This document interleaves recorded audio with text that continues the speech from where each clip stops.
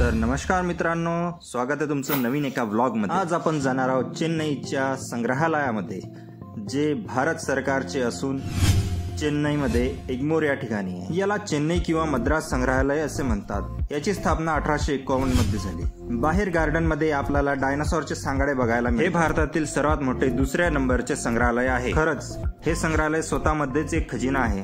येथे सुरुवातीलाच आपल्याला नटराजनची मूर्ती बघायला मिळते। मानववंशशास्त्र, कलाशास्त्र, नाणेशास्त्र, पुरातत्व आणि इतर अनेक उत्कृष्ट कलाकृतींचे समृद्ध भांडार म्हणून मद्रास संग्रहालय सर्वांना मोहित करेल याची खात्री। समोरच आपल्याला एक कृष्णाची हस्तदंताने बनवलेली मूर्ती आपल्याला बघायला मिळते। जुन्या काळातील अनेक नक्षीकाम याच प्रकारे येथे केले गेलेले आणि कोरले गेलेले आहेत। तसेच बऱ्याच देवी देवतांचे सुद्धा हस्तिदंतात चित्र रेखाटलेले आपल्याला दिसून येते। हा सर्व पुरातन खजिना भारताच्या एका कोपऱ्यामधून शोधून आणलेला आहे। भिंतीवर राजा महाराजांचे चित्र रेखाटलेले आहे।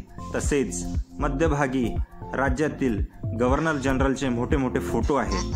फोटोच्या खाली किती वर्ष राज्य केले ते सुद्धा लिहिलेले आहे आणि बरेच समाज सुधारकांचे फोटो सुद्धा बघायला मिळतात। समोरच काही अंतरावर आपल्याला आपल्या स्वातंत्र्य सैनिकांचे सुद्धा फोटो बघायला मिळतात, ज्यांच्यामध्ये सुभाषचंद्र बोस, लोकमान्य टिळक, महात्मा गांधी असे थोर मोठे पुरुष सुद्धा आहेत। या हॉल मधून समोर एक नजर जाते त्या गोष्टीवर, ते गोष्ट मी तुम्हाला आता दाखवणार आहे। ही आहे गव्हर्नर जनरलची घोडागाडी। त्या काळातील ही राजघराणे आणि इंग्रजांजवळच ही गाडी होती।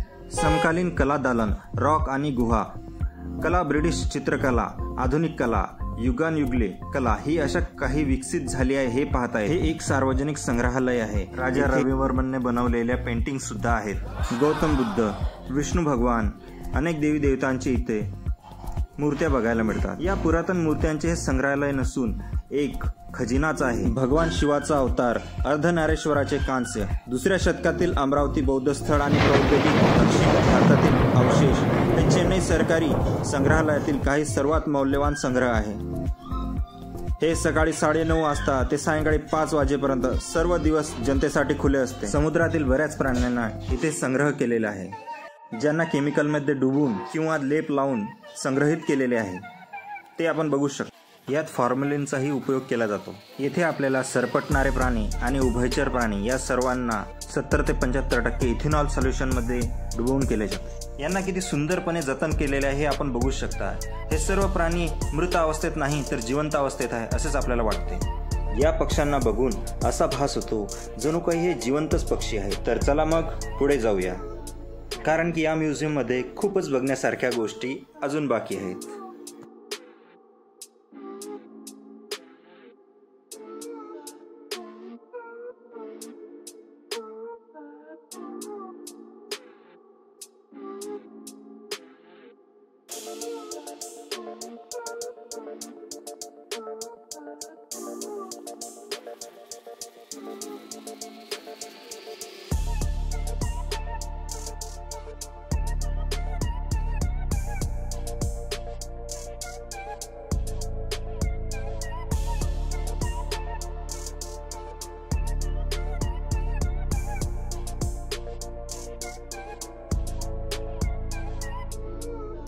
संग्रहालयामध्ये पशुपक्ष्यांसोबतच चीता आणि भालू सुद्धा संग्रहित केलेले आहे। एका भल्या मोठ्या डायनासॉरच्या सांगाड्यातून आता आपण समोर जात आहोत। नाण्यासारख्या दिसणाऱ्या खूप अष्टपैलू इथं मूर्ती आहेत। चारीकडे असलेल्या मूर्त्या ह्या प्रत्येकात एक नवाच इतिहास आहे।